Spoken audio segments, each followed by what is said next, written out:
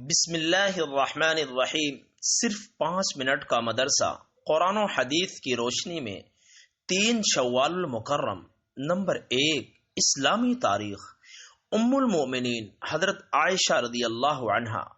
ام المؤمنین حضرت عائشہ رضی اللہ عنہا بنت ابو بکر صدیق رضی اللہ عنہ علم و فضل، خیر و برکت، اخلاق و کردار، جرأت و ہمت اور حوصلہ مندی میں بے مثال تھیں۔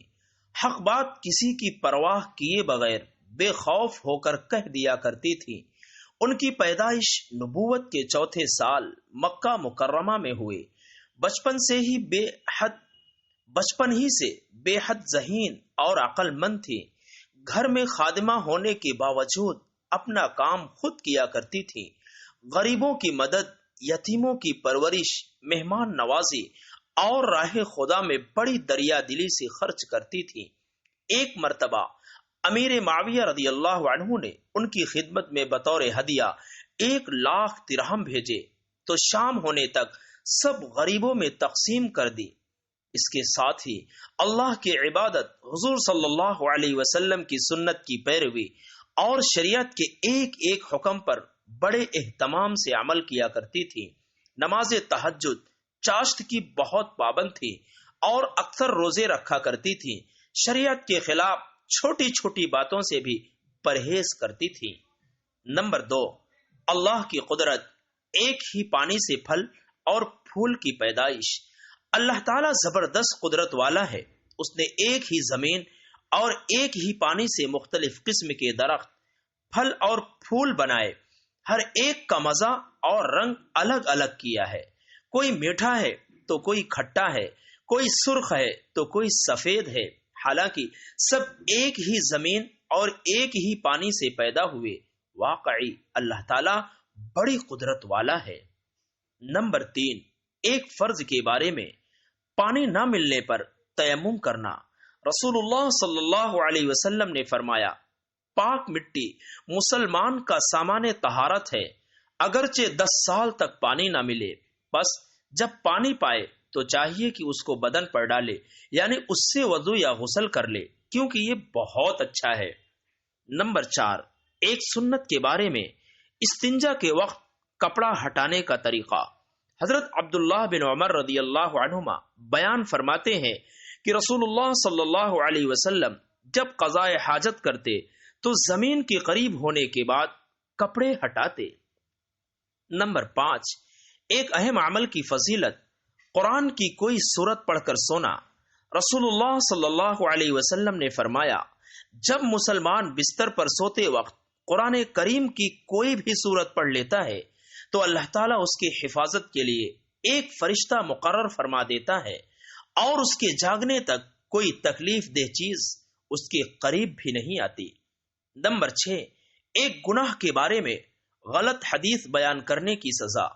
رسول اللہ صلی اللہ علیہ وسلم نے فرمایا، میری حدیث کو بیان کرنے میں احتیاط کرو اور وہی بیان کرو جس کا تمہیں یقینی علم ہو۔ جو شخص جان بوجھ کر میری طرف سے کوئی غلط بات بیان کرے وہ اپنا ٹھکانہ جہنم میں بنا لے۔